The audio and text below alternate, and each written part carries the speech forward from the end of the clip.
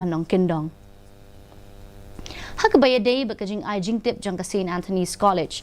Ban pentray kamno ikajing Phong uniform. Ki Khynnah Pule kila penpau Pyrshah ya kanika rai jang ki bor penyat college.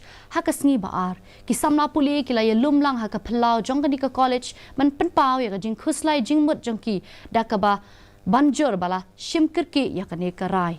Ki Khynnah Pule kila ya kendo yu principal jang kanika college. Bat empat la ban shim ya kano ka rai namarba Ansara ya kanish kinong penyat ki bakham shalor jong kanika college.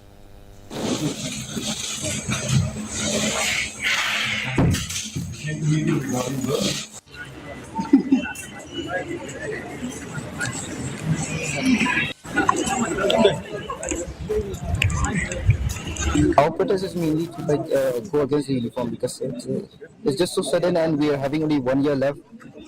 We are in the 4th semesters now, so 1 year left and the uniform is suddenly implemented.